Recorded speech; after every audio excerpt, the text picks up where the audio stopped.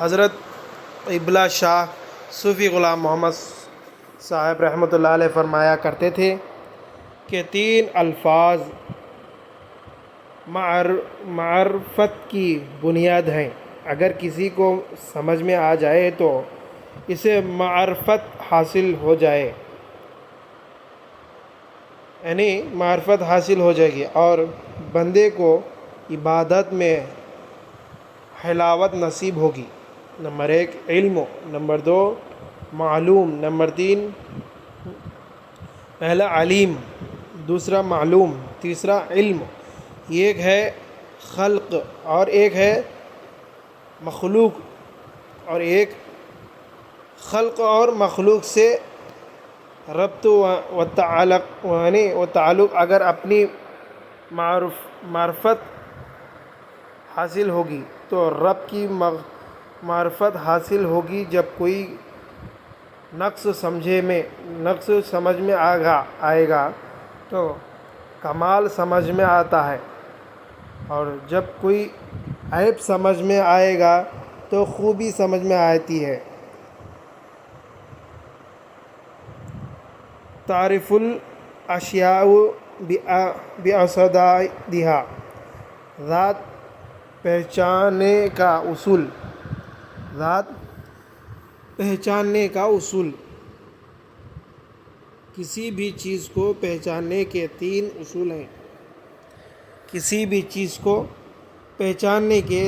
اصول ہیں. نمبر 1 اثر، نمبر 2 فعل، نمبر 3 صفت. آثار سے افعال کا، افعال سے صفات کا یعنی صفات کا، اور صفات سے ذات کا پتہ چلنا ہے.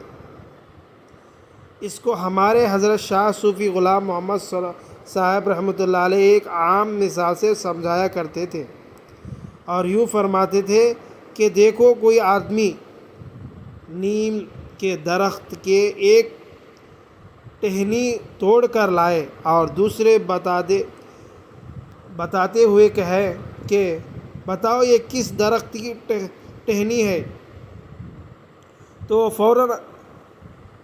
فوراً بتا دیتے ہیں. کہتا ہے کہ یہ نیم کے درخت کی ٹہنی ہے. پھر کوئی دوسرا شخص کو آزمانے کے لیے اسی ٹہنی کے پتے نکال کر کہیں کہ بتاؤ یہ کس درخت کی ٹہنی ہے، تو وہ شخص اس ٹہنی کو اپنے ہاتھ میں لے کر اس کی چال دیکھتا ہے، پھر کہتا ہے کہ یہ نیم کے درخت کی ہے. پھر کسی صاحب کو آزمانے کی غرض سے اس ٹہنی کے پتے اور چھال دونوں نکال کر پوچھے کہ بتاؤ یہ کس درخت کی ٹہنی ہے. جب کسی بھی ٹہنی کا چھال نکال دی جاتی ہے تو وہ صرف سفید نظر آتی ہے. وہ شخص اس ٹہنی کو لے کر سونگھ کر کہتا ہے کہ یہ نیم کی ہے، مگر سونگھ کر اس وقت کہا جا سکتا ہے کہ جب وہ کچھ ہو، اگر وہ ٹہنی سوکھی ہو تو کہتا ہے کہ مجھے اس میں کچھ تصرف اور تغیر کی اجازت دیں. پھر اس کو چاپ کر کہتا ہے کہ یہ نیم کی ہے. نیم کی ذات کی معرفت 3 چیزیں سے ہو رہی ہے: پتوں سے، چھال سے اور خوشبو یا مزے سے. پھر حضرت رحمۃ اللہ علیہ فرماتے تھے کہ پتوں کو آثار کی جگہ رکھو، اور چھال کو افعال کی جگہ، اور خوشبو اور ذائقہ کو یعنی صفات کی جگہ رکھو. ذات آثار، افعال اور صفات سے پہچانی جاتی ہے. ہم بھی اپنے آپ کو اس راستے سے پہچاننے پر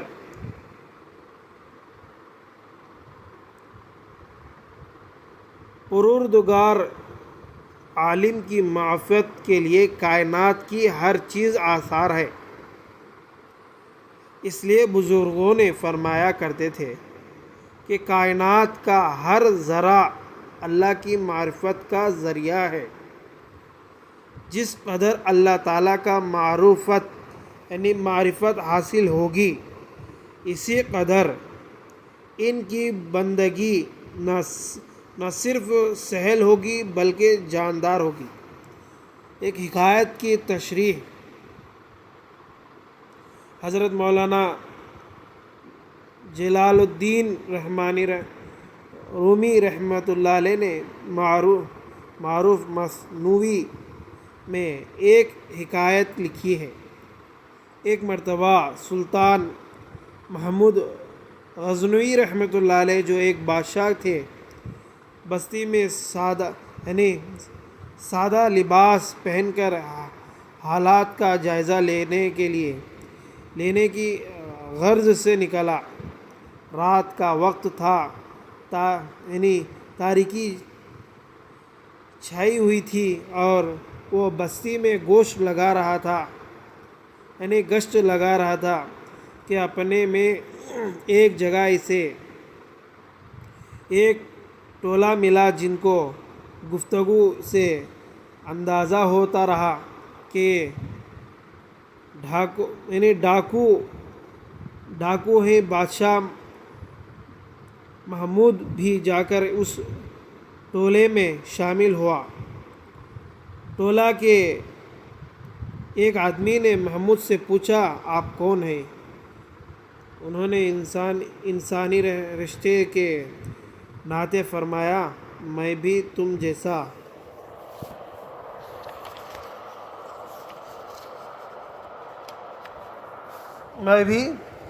جیسا ہی ایک آدمی ہوں۔ ٹولے کے ساتھی نے سمجھا کہ شاید یہ بھی ہم ہی جیسا ایک ڈاکو ہی ہے، چنانچہ اسے بھی اپنے ساتھ شامل کر لیا اور یوں خیال کرنے لگے کہ ہمارے کام کو تقویت پہنچانے والے ایک اور شخص کا اضافہ ہو گیا۔ اس کے بعد ہر ایک نے یہ چاہا کہ جس کے پاس جو حظ ہے وہ سب کو بتائے۔ چنانچہ ایک ایک کر کے سب نے اپنا حظ بتانا شروع کیا۔ ایک نے کہا کہ جب کوئی کتا پکارتا ہے تو وہ کیا کہتا ہے، یعنی یا کیا کہنا چاہتا ہے، میں سمجھ جاتا ہوں۔ دوسرے نے کہا کہ میں رات میں جس کا چہرہ دیکھ لیتا ہوں، دن میں اسے پہچان لیتا ہوں۔ تیسرے نے کہا کہ میں مٹی سونگھ کر بتا سکتا ہوں کہ یہ یہاں خزانہ ہے یا نہیں۔ چوتھے نے کہا کہ میں مضبوط سے مضبوط دیوار میں سوراخ ڈال سکتا ہوں۔ پانچویں نے کہا کہ میں اونچی سی اونچی عمارت پر کمند ڈال کر اس پر چڑھ جاتا ہوں۔ پہلے زمانے میں اوپر چڑھنے کے لیے کسی مضبوط رسی کو کھول کر اس کے ایک حصے کو نیچے چھوڑ دیتے ہیں اور اس کے دوسرے حصے کو گوہ سے باندھ کر محل کے اوپر پھینک دیتے تھے، پھر اس رسی کو پکڑ کر اوپر چڑھتے تھے۔ گوہ گھوڑ پھوڑ کی پکڑ اس قدر مضبوط ہوتی کہ آدمی رسی سے لٹک کر اوپر کو چڑھتا تھا، مگر رسی کی گرفت نہیں کھلتی تھی۔ اس طرح ہر ایک نے اپنا اپنا حیض سنایا۔ اس نے بعد اس ٹولے نے اس نئے آنے والے شخص سے جو بادشاہ تھا پوچھا کہ تمہارے پاس کیا حیض ہے؟ تو انہوں نے کہا کہ جب میری داڑھی ترہم کے نتیجے میں اور رحمت کے جذبہ سے ہل جاتی ہے تو سولی سے مستحق لوگ بھی چڑھ کر پا جاتا ہے، یعنی چھٹکارا پاتے ہیں۔ پھر اور ایک بار پڑھتا ہوں۔ سولی سے مستحق لوگ بھی چھٹکارا پا جاتے ہیں۔ سب ساتھیوں نے اس نئے شخص کا شکریہ ادا کیا کہ ہم سب کے پاس جو حیض ہے وہ چوری میں مددگار ہیں، لیکن آپ کے پاس ایسا حیض ہے جس سے چوری کرنے کے بعد جب خطرے درپیش ہو تو اس سے چھٹکارا پایا جا سکتا ہے۔ اس کے بعد اس ٹولے نے اس نئے شخص کو اپنے ساتھ لیا اور اپنی مہم شروع کر دی۔ چلتے چلتے راستے میں ایک کتے نے بھونکا تو تمام لوگوں نے اس سے متعلق حیض والے سے اس کے بھونکنے کی وجہ پوچھی۔ تو اس نے کہا کہ کہہ رہا ہے کہ بادشاہ تمہارے ساتھ ہے۔ مگر جب کوئی آدمی کسی برائی کا ارادہ کر لیتا ہے اور مال کی ہوس انسان پر چھا جاتی ہے اور مال ہی کو آدمی سب کچھ سمجھنے لگتا ہے تو پھر اندھا اور بہرا ہو جاتا ہے۔ چنانچہ کسی نے اس کی بات پر التفات نہیں کیا۔ اس کے بعد چلتے چلتے شاہی محل پر پہنچے۔ پھر کمند ڈالنے والے نے کمند ڈالی اور ویراں یعنی دیوار میں سوراخ ڈالنے والے نے سوراخ کی نیز جگہ سونگھ کر بتلانے والے نے بتلایا کہ یہاں خزانہ ہے۔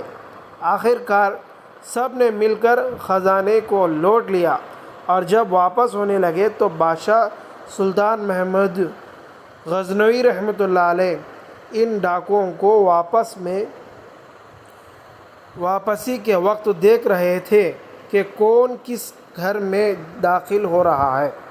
صبح کو سپاہیوں کو حکم دیا کہ فلاں فلاں گھر سے اسی شکلوں اور صورتوں والوں کو پکڑ لاؤ۔ سب کو گرفتار کروایا گیا اور چگڑی ہوئی حالت میں لا کر بادشاہ کے سامنے پیش کر دیا گیا۔ وہ سارے صورتحال جو چوری کے متعلق رات میں پیش آئی تھی بادشاہ نے سنا پایا۔ بادشاہ نے سنایا، پھر حکم دیا کہ ان سب کو قتل کر دیا جائے۔ اب سب لرزنے اور کانپنے لگے، لیکن اس کو رات کی تاریکی میں چہرے پہچاننے کا حیض تھا۔ اس کو امید بھی تھی اور خوف بھی۔ رات کو اس کے بتلائے ہوئے حیض کے نتیجے میں امید تھی اور بادشاہ کے جلال کا خوف بھی تھا۔ آخر کار اس نے بہت لرزتے ہوئے یہ عرض کیا کہ بادشاہ سلامت، آپ کا حکم سر آنکھوں پر، لیکن اگر آپ کی اجازت ہو تو ایک گزارش آپ کی خدمت میں پیش کرنا چاہتا ہوں۔ بادشاہ نے اجازت دی۔ اس نے کہا کہ میں نے رات کو آپ کا چہرہ پہچان لیا تھا اور آپ نے سب کو اپنا یہ حیض بتایا تھا کہ سزا پانے والوں کو یعنی سزا پانے والوں کے حق میں شفقت اور ترحم سے جب آپ اپنی داڑھی ہلا دیتے ہیں تو سولی کے مستحق لوگوں کو بھی خلاصی مل جاتی ہے۔ اب میں آپ کے اس حیض کے مظاہرے کا منتظر ہوں۔ بادشاہ کو اس کی بات پر ہنسی آئی اور اس نے معافی کا اشارہ کر دیا، جس کی وجہ سے ان سب کو سزا سے خلاصی مل گئی۔ اس واقعے کو بیان کر کے بزرگوں نے لکھا ہے کہ آج انسان کے پاس ہر قسم کا حرض ہے، لیکن وہ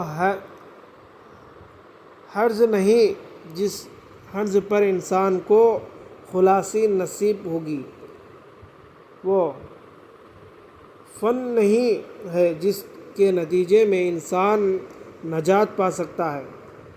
ڈاکوؤں کے اس ٹولے میں ہر ایک کے پاس اپنا فن تھا اور سب کے سب اپنے فن میں مگن تھے، لیکن ایک کے پاس